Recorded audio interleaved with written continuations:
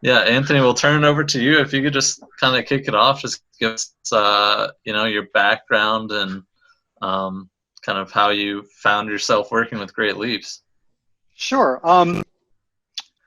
Well, I was a teaching fellow about 15 years ago. I started, and I went through the Hunter graduate program.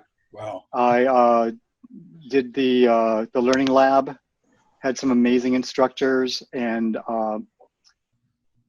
so I've been in the DOE for a while, and I have a background in Wilson and recently Spire through the IEP, the centrally funded IEP program, and I found myself. I came to this before that. I have acting training. I have a BFA in drama from NYU. So I really understand the power of repeated reading, and it's always important for me to find really authentic reasons for kids to do that. The past 5 years, I'm really proud of the fact that I started a partnership with Disney. I wrote a grant, and we've been doing musicals at my school, where That's awesome. I've directed 4 musicals in the past 4 years. Nice. And it's been really an amazing. It's been an amazing gift for me to bring that like stuff from my background and share it with the children. And like I said, giving them an authentic place to do repeated reading, and also like just watching the confidence that these kids develop over the course of a production. When they get to that 3rd production and they come back to school the next week, they're like they're entirely different humans. They're just like they're really like totally there. They're like suddenly in their bodies, and they're just like looking around, and you can just tell that they just seem transformed. So luckily this past year we started the program 2 months earlier, so we got to do 2 of our performances, 2 of 3. It was March 11th, 12th, and 13th. The 13th we got in just under the wire. We got in 2 performances before they closed the school, and so we got to do the Aristocats twice. Oh, nice. But then That's unfortunately awesome. we didn't get. We wanted to see what it'd be like to have those kids in school with that sense of accomplishment for another 2 months, which is why we did it earlier in the year. And we never really got to see that because of COVID, unfortunately. But Right. I'm just really thrilled. I got to do. I was introduced to Great Leaps through Mary. I had been aware of the program, and I think I had the binders in one of the closets that I inherited. And I picked it up, and I was not given the correct instruction. So I got the correct instruction from Mary, and it was November of 2019, and I started with a student, and I was blown away by how this student developed and changed from between November and June. So much so that I decided I wanted to start a summer program. I got 2 other teachers to volunteer, and we raised money to pay for the summer subscriptions. At the time, there was a special. It was like $39, I believe, for the 3 months over the summer, which I was able to successfully do. Luckily, my principal found some money, so we ended up getting paid for our time. The teachers did, and Nice. which was great. It was nice. It was we were able to work with 13 students in all. And then so once we started that endeavor, I was like, I can't go back to school and not do this. I need years. I need subscriptions for the year. So we went from GoFundMe, jumped to Donors Choose, got a group of 10, jumped through all the hoops to do that. I got it. We got that fulfilled. And then I turned right around and got 10 more right after that. So I'm just, this week have been training paraprofessionals, the last 2 weeks actually. It was the week before Christmas break and this week. I met with them for the 4th time. What was really lovely is that like you expect when you work with adults sometimes for there to be like dragging their, just like, oh, we got to do this. It's after school, blah, blah. These educators were like excited, and they're really they're really invested, and they really want to get this going, and that just really buoyed me, because of course I was the last 3 or 4 weeks getting it, so putting together the PowerPoint and making sure that it was perfect, and like there was a lot, and I had to contact all the parents and make permission slips and get them translated and make sure that we could get them to parents digitally and in person if they decided, and like there was just so much to do. And then it was like going into this last PD and going, oh, they I don't have to work so hard. They're actually really invested. They like I was somehow through all of Awesome. this, they bought into it, which I'm just thrilled for. That's And fantastic. yeah, so we're about to be off and running with a new group of students, and actually I'm really excited about the Paris doing it, because I took on some of my sets kids and wasn't able to continue with the kids that I started with the summer. So now I've got all those kids in the summer. They're going to get back into the program, so they're going to take up where they left off and continue on, which I Nice. think is really important, because obviously this work is cumulative, and I think I'm just kind of like a dog with a bone. Once I get something that I think is going to work for my kids, and I realize this is working for my kids, I'm not going to let go of it. That's awesome. Yeah, and you're running with. I wanted to ask about with your theater background and things when you're working with the students. I can imagine you being a fairly like animated person, just giving that or given that. Oh Would you yeah, kind of yeah? What would be I your kind of tip for great love leaps? my favorite part. What's my favorite part of cheap release is just kind of like the cool thing about it is, on top of all these little things that are baked into uh, the process. I think things that I've picked up on that I've been reading about for this was an instruction, like retrieval practice and interspersed spaced practice, things like that are happening. Because like what I found is that I'll get to the theater thing in a second. But what I found is that like I had taken these kids through Spire. I took this group of kids through 3 levels of Spire, and then I put them on Great Leaps, and they were like getting to words, and I'm like, this word. Why are you stopping? And I was going to say, like, because I love that silence when they're trying to figure it out, because I know that's when it's like getting deeper in. Gears are turning. Yeah. I love that. That's amazing, and that's what I'm like totally addicted to with this program, is like being able to witness these kids try to pull it up, and then they do, and then they have it the next time. It's so fulfilling. But I realized that even with the fluency work that I was doing within the program, and I thought I did really good fluency work, like this stuff was not available to them when they got to in the real world, into like other environments. So I was just really, it was really thrilling to put them in this situation. It's more of a an actual reading environment. It's not decodable text. It is leveled, but these kids suddenly, and even with the word list, like they were suddenly have to pulling it up until like they had it. It's like it was that extra thing that they really needed. So then back to the theater training. Like there's nothing better than to kind of like the kids worked on the thing, you've modeled for them, and then in New York, I know Lisa doesn't like this.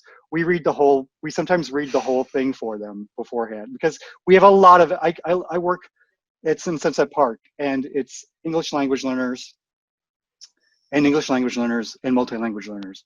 That's the majority of our kids. So just letting loose and just putting that little story on your breath and just having a fun time with it, and letting them hear you having a fun time with it. And then the next time they're having a fun time with it, and it's creeping into what they do. And yeah, it's like twiddling is one of my favorite stories. I remember writing that and wondering about it. Oh my God. It's like, it's fun to introduce it. I was like, oh my gosh, what my favorite story? Oh my God. Because sometimes they're just like, they look at it like, what? And, I but apologize. Tell them ahead of time. no, it's great. It's wonderful. This is funny, Anthony. You being into creative arts, I was a creative writing major. Oh yeah. Great. So Well, there you go. Did you write all of these? Yeah. Oh, they're wonderful. No, they're wonderful. And again, and for the L's, it's like for kids to have to practice reading English syntax, the way it's spoken, the way it's written, the repeated practice of that, I just think it's so valuable for our kids. I get a lot of this from Ken Pugh out of Yale as he translated it. When we're reading, we're listening with our eyes. So if I have stilted text like Jack put flapjacks on Dad,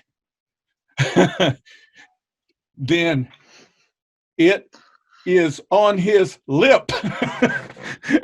And right. It doesn't flow. It doesn't flow. But go, clock, go. Move some more. I had black kids. I can't wait to hit the dough. Sam did pat the cats. I just doing that in Aspire group today. It drives me crazy, and I want stories to have little bits, and they have words like hash, and men wearing a bib. You give me a break. I've just been looking at stilted stories, and stories have language, and language flows and has inflection. And Anthony, you're getting every piece of this. And with ELs, I'm really going to think about that whole idea, letting them hear the story first, especially Ls, because of the power of intonation. Mm-hmm. Yeah, Anthony, I want to. I'm sorry. Sorry, go ahead. Well, I was going to say, yeah. I was going to ask. It's obviously tough.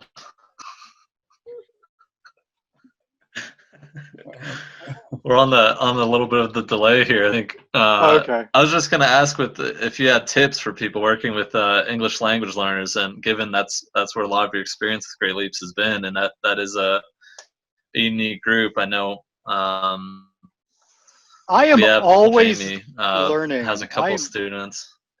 I'm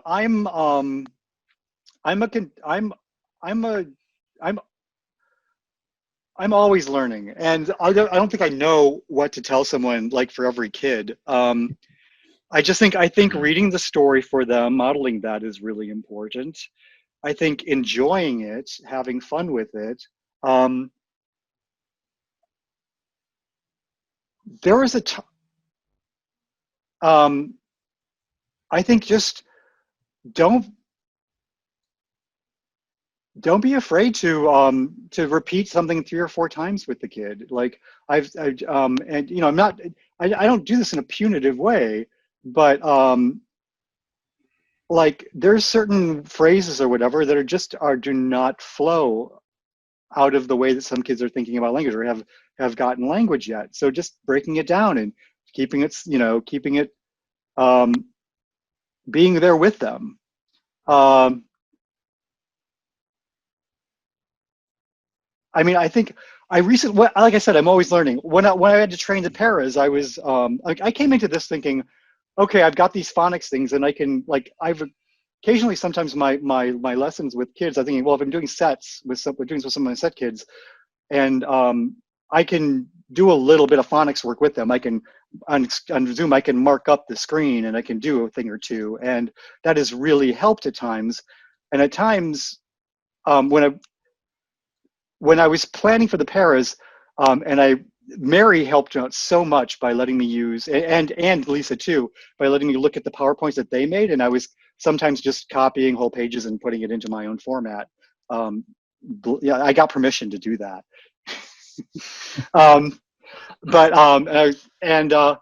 But it was like, oh, you're only supposed to do 2 lines for each one, and I have been the person to kind of like do every mistake that a kid made, and I've stopped doing that. Like I said, like you kind of get into your own rhythm, and then you like realize, and it's great because like I'm trying to see 7 kids a day, and sometimes I don't get to every kid because of all the things that are happening, and it also like makes things go faster, but I'm also just, it keeps it so it's fun for the kid.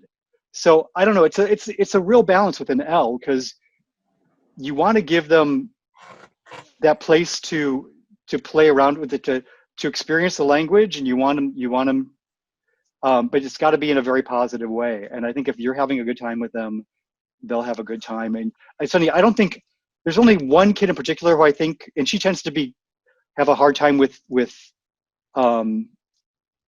negative. she's got emotional issues that come up occasionally in the classroom. You always did. So she has a hard time with criticism. But I've never had a problem, even when I was doing like all the different things on the page, with kids coming back and doing a good job and seemed to be having a good time while I was doing it. And I have to say that one student, she's more predisposed to do that in general. So what's my advice? Have a great time with it. Just enjoy it. And don't be afraid to do it like 3 or 4 times. Make sure they get it. Make sure that they do it correctly. They don't have to do it correctly every time, but they get to a point where they're doing it correctly, and then they'll come back, and then they, then do it 2 or 3 more times, and then you're doing it 1 more time, and then they're getting it, and then it's like, then they've got it in them. Right. Jamie, do you have a question there? Well, no, I wanted to reiterate that, yeah, I agree with you, because my students, they're from Saudi Arabia, so they don't have the same terminology as we do. Like, we have the word to, 3 different spellings, and they mean 3 different things, but they sound the same. So they don't know what that means. So I think today, I took the time and I just walked them through, okay, well, do you know what this to means? Do you know what this to means? And I always end the lesson with them, like, okay, what did you do? What are you doing today for fun? I don't end the day or the lesson with what we talked about. I do the same thing as Anthony just said. I don't go through every mistake they made. I hit a few that I know is gonna catch them up later, but I definitely am not doing every single mistake, because then, yeah, they're gonna get down on themselves. And with English being their second language, that is not the priority here. They don't need to be kicked in the butt every time. Yeah, those are great points. It's all the positive aspect of Great Leaps, and yes. Yes. So I was actually told that they are loving it. They can't wait for their tutoring time, and I'm excited for that. So definitely, I love this program. The cornerstone of everything I've written is behavioral, is the elimination of punishment. And reading for many of our children has been nothing but punishment, and they've been trained to behave in reading as if it were punishment. And punishment leads to escape behavior. Escape behavior in reading is non-performance. If I don't do it, I won't make mistakes. So I've done my best, and I want us to continue to do our best to eliminate punishing elements as best we can, because we are building, not tearing down. I took that to heart from the last coffee house. Nice. Candace, did you have something to add there? Well, I was just going to add a strategy that I use that I think, because I work with a lot of kids that have language-based learning issues. And so under the vocabulary, one of the things I do, and it's another way to hit those words that were difficult before, is I will say, okay, row 1, can you find a word that means blank? And so they have to scan and read the word. Can you find a word, row 3? Can you find a word that's the opposite of? Can you find a word that's a name? So look for something that's a capital. Can you find me an abbreviation? So we work through a bunch of language skills. It's like 15 seconds. And we've all of a sudden done a really good language lesson. And we've done some antonyms and synonyms and just some and kids really respond to that extremely. I love that. Well. Yeah, I love that. It's a really great strategy to build in. Man, I don't have any stories with abbreviations in them. That's true. You should. I got to work on that. I like Colonel. Colonel and Boulevard are my 2 favorite ones. They're impossible. They're in the phrases. Yes, they are. Right. Yeah, that's a great strategy in these. Yeah, another quick one for the phrases. When you get those, like you talked about, Anthony, some of those phrases it's like, what? Is sometimes we go back and put them in a sentence, and then they'll get like, oh, okay, I see how that phrase works. So the next time they read it, it has made more sense to them. So that's just another quick strategy that I use with kids. That's fun. And Candace, and I can't help this, and Anthony and Mary, some of these phrases are Southernisms, and I didn't know it because we talk that way. So there are phrases that a Northerner may have never heard it used quite that way. Well, we can always figure out a way to use it, believe me. We figure it out. Check out the last phrase. We've now had another kid, 2 kids in Great Leaps have now been able to do that crazy French fried frog legs. Now we got 3 kids that have killed the impossible. I wrote that to be completely impossible, and now 3 kids have done it. They're making the Hall of Fame. I had 2 kids get through it. We should put a poll on the website of kids if they want to be listed on the Wall of Fame. We could do a Wall of Fame, but be better recording and doing it, because it's like blunder. Everybody loves to watch blunders and stuff. And if that doesn't get your tongue and cheeks and spit all over your face, you know, the only problem is this crazy, crazy world of our children need to be anonymous now because it's so damn dangerous, and I hate it. You know, I mean, you can't put them up or where they're from because somebody's going to come kill them. But how much fun that would be for us to be able to watch these kids, especially when they mess up. Because now, instead of punishing errors, we're all laughing our butts off at them and having great fun. Yeah. Carolyn, did you have something to add there?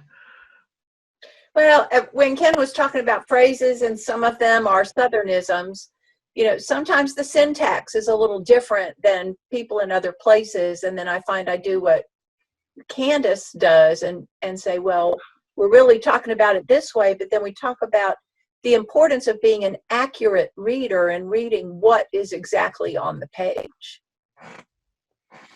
And that goes into dialect. Everybody here probably knows dialectical errors are not errors. And if a child says, I crossed the street, fine with me. I'm not teaching standard English right now. If I want to teach that, that's another course. If he knows a street is where cars drive up and down, it's in the right language piece of the brain. The second I've got to have them worry about how it sounds and decoding and all of that, it flips pieces of the brain, and I've left the language and fluency part of the brain and gone somewhere else. And that's huge. I had one of these fanatics in Miami basically tell me I couldn't pronounce my own name and it was a mistake. That's fanaticism. Southerners cannot do the EN sound. And Ken Pugh again was good on this. If you haven't heard it much, your brain doesn't hear it. Many of our Hispanic students cannot hear the short I sound. It was not in their repertoire from 0 to 2 and 3. And it takes a long time for sister to turn into sister.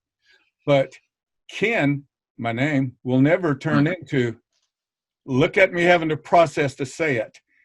Can. I write with a pen. Yeah, I can't do it either. Yeah.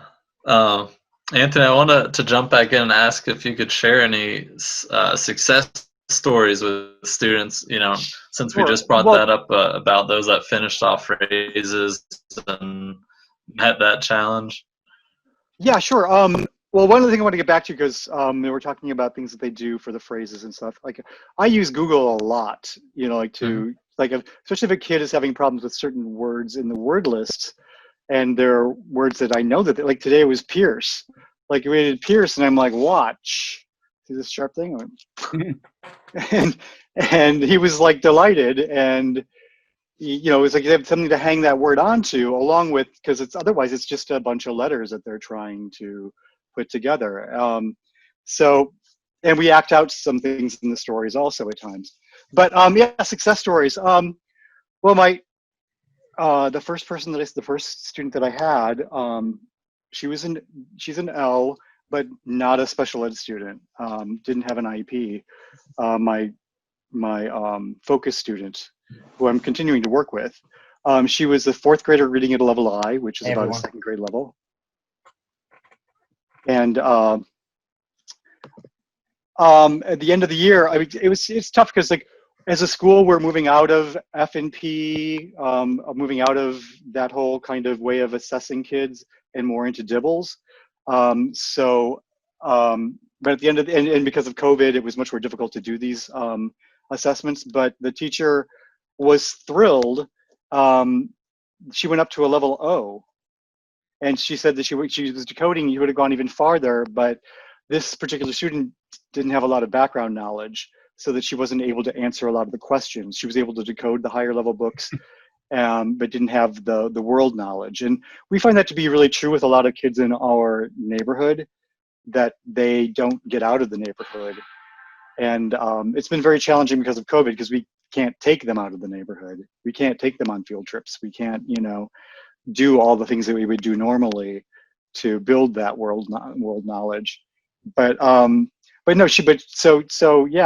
Cynthia went up to a level O by the end of July, which was just really fantastic. And I think every student that we had over the summer came back and went up one reading level, except for 2 students. And I'm trying to figure out what's with these 2 students. And they basically have some comprehension issues. 2 of them, I have them both, I'm continuing to do the program with them, and they're making gains with their word knowledge and with their fluency and their rate, obviously. But I'm coming up with ways to, I'm actually going to give them over to some of the paras for Great Leaps, and then pull them in sets and really focus on the comprehension work. And honestly, both of these students are, I think they're on the spectrum. So it's going to be the different. That's the key. Oh boy, that's the key. I mean, these 2 students did. They were in my Spire program last year. They do have word recognition problems. They do have problems with word patterns, things like that. And that has definitely gotten much better. How's their emotions? Are they flat?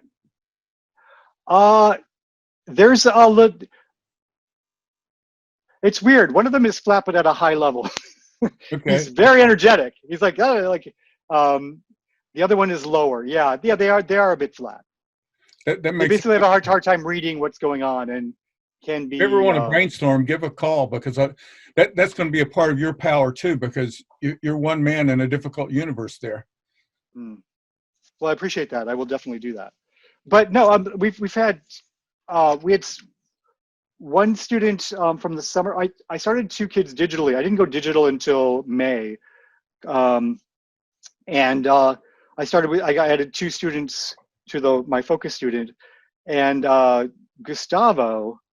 Wow, he's gone up like 3 reading levels, and I was able to get him with a tutor, someone else in the school from the summer, continued the program with him. He's moving.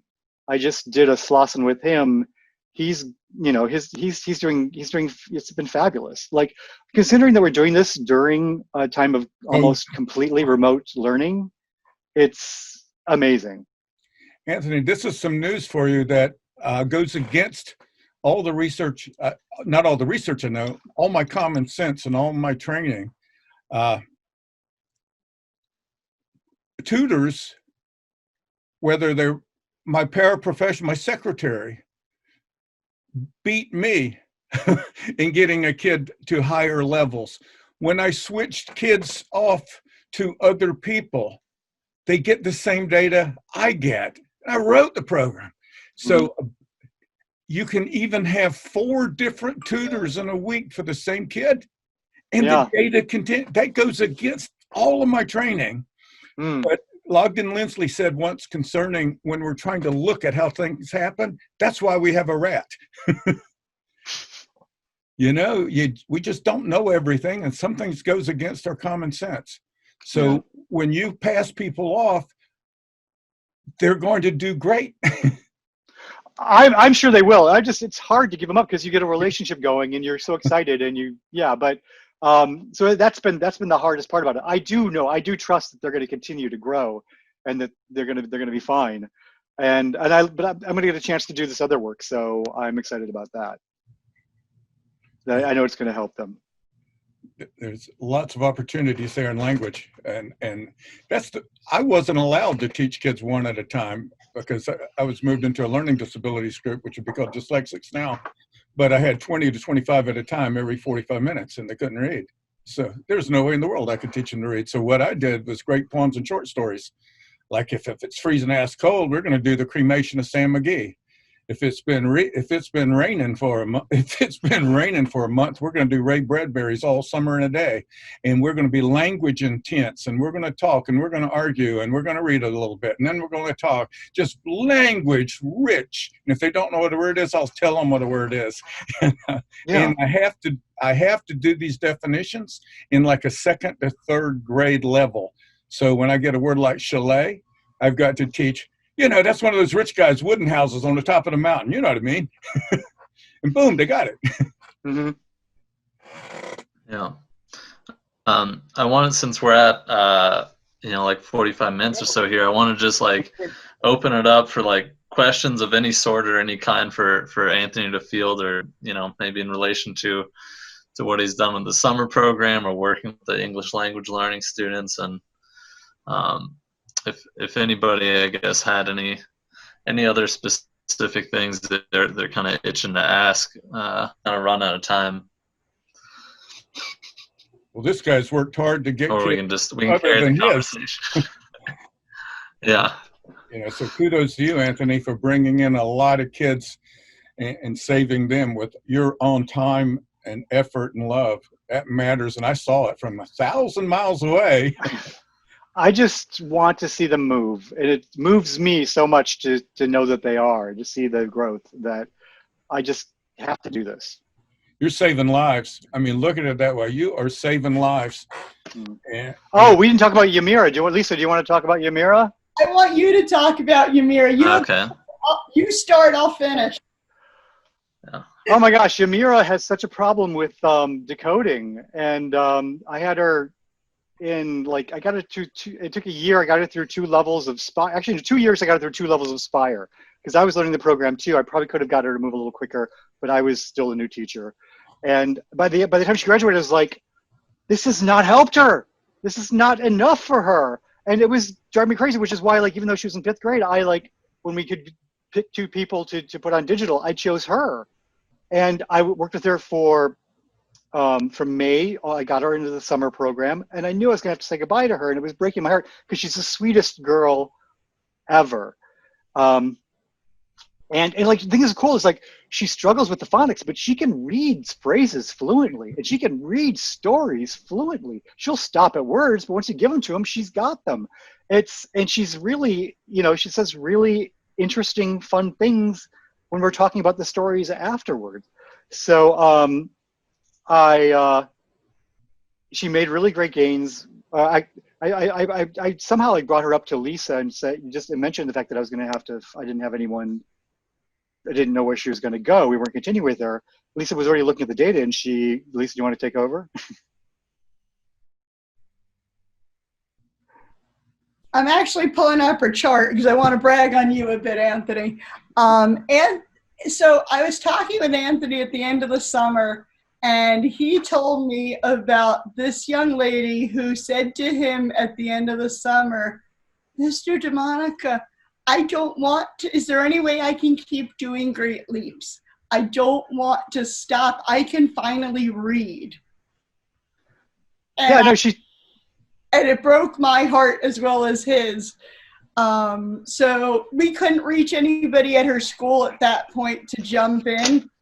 So I jumped in with Yamira, and Anthony did most of the work. I've only had her since September, but in 8 months, this kid has progressed 2.6 years, 2.5 years. She is one of the brightest young ladies I have ever had the pleasure to work with. I've never worked with an ELL before, and so this is my first experience, and I am so blessed to be taking over where he was with her. She might be going back to her school doing it. That's a possibility. We've reached out and they're touching back with us. But a kid was that excited and didn't want to stop. Yeah, we're not going to make them stop. I'm not giving up on this kid.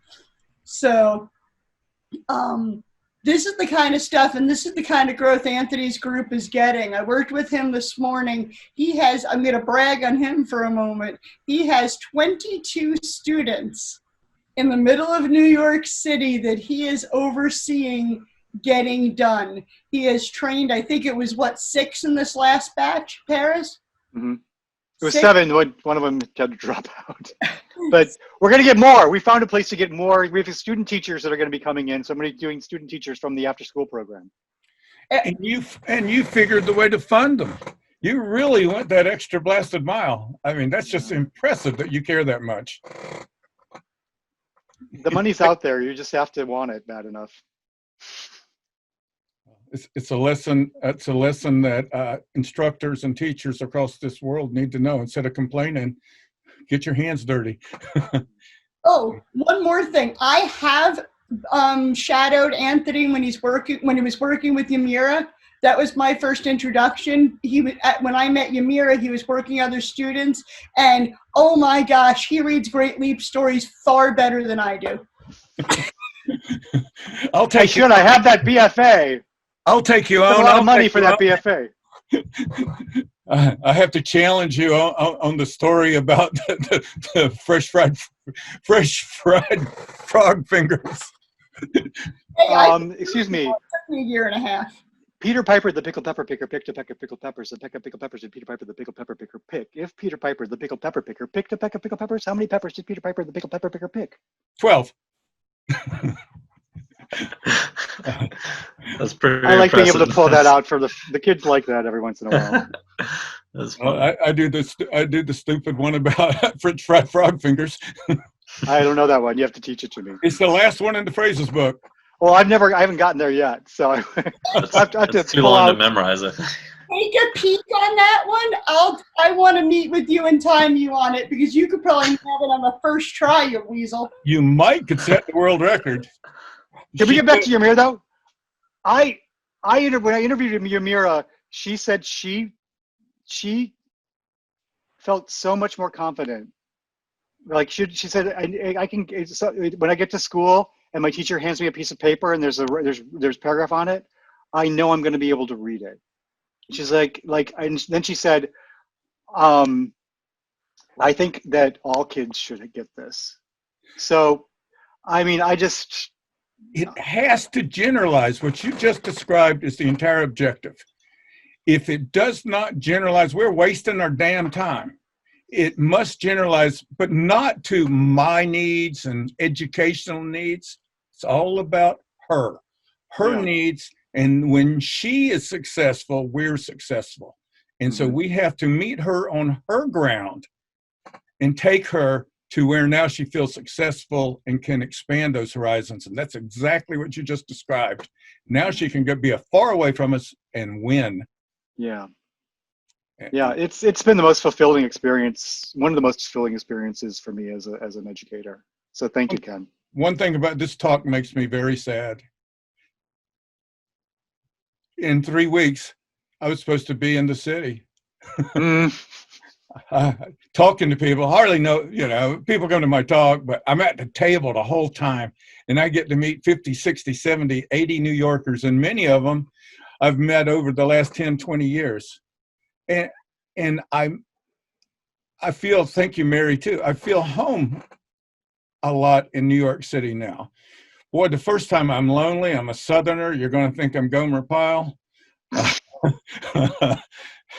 And now I'm perfectly comfortable. And Broadway's got to open up, too, because Broadway happens to be there. Oh, my God. I can't wait. Oh, me too. But I hope to meet you, and Mary will take us. Do you like oysters? Oh, yeah, I love them. Here we go. We'll go to Doc's. And we have our own places if they survive, and I pray for them every night because that's a huge piece of New York City. But I miss it. I really, really miss it. And so I'll be giving a talk there, and they're going to record it so you can take a look. Because this is going to give you some small group activities. And Anthony, you could probably further where I'm going with these great poems and short stories and how we present them and the language of them with just one poem, how I can take a kid just that Cremation of Sam Mcgee poem. I can teach them about the gold rushes and gold and northern lights and stars. And he's from Tennessee, so I got to teach you about Tennessee. And then there is a ship that got stuck in the, just one poem is a whole world of word and world knowledge. And we don't get it. We're so into the tool. You will make pH dust.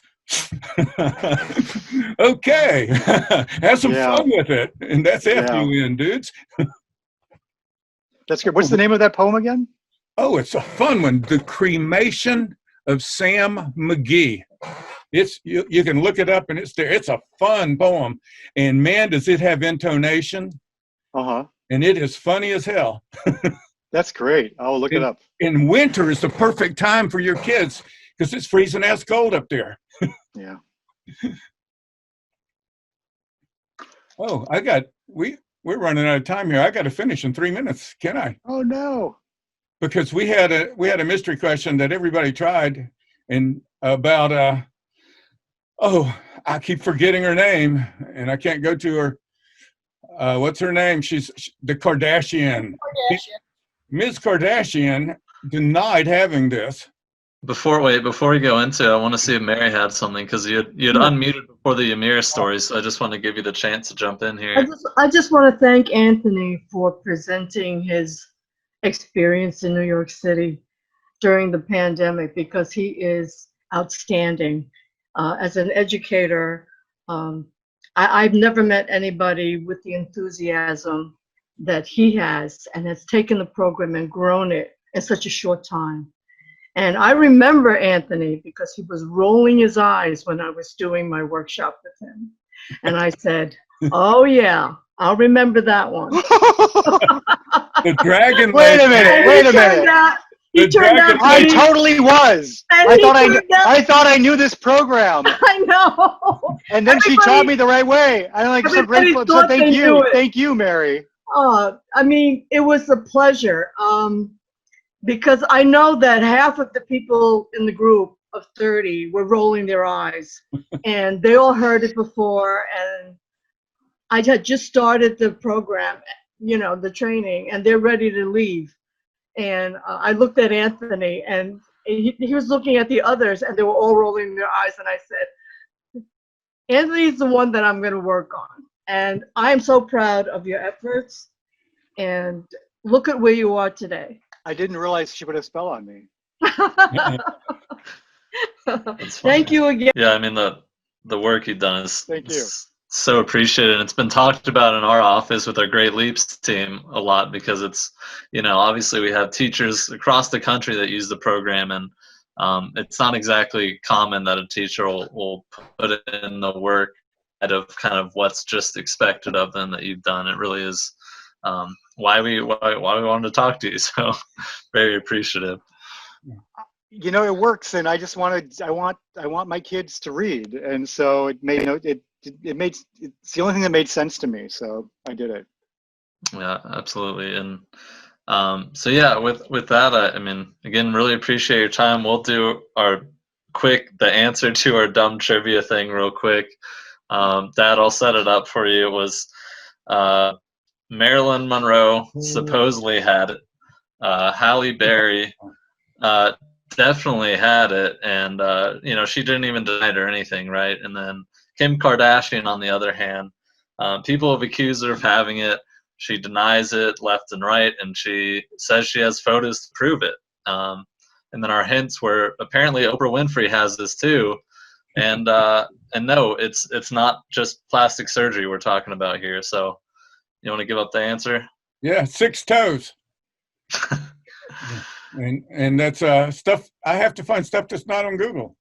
So that was 6 toes. That's a weird one. And okay, this next one, a little bit easier. You still can't Google it. This is a mistake you cannot wear, not even in Vienna. Now, I don't say, I didn't mean war. There's a reason I would say Vienna. So there can be a lot of answers of mistakes, but this may have to build on it. But when it all comes together, it'll make sense. So this is a mistake you cannot wear, even in Vienna. So Can't Google it. Vienna won't do you any good. Mistakes won't do you any good. There's 9,000 pages of them. So if you have a guess on, email it to Ken at Great Leaps. I'm gonna now start, I think, sending follow-up emails with it typed out in it after our chats here. And yeah, we look forward to seeing everybody again, hopefully in a couple weeks. And Anthony for sharing your experiences, your wisdom, and your love of teaching with all of us. It was really fantastic. And I thank you all and everybody who shared, what you're doing and working for you. Because, like I said, I'm trying to be a sponge at this point, and pick up whatever tips I can that's going to help these kids. So thank you.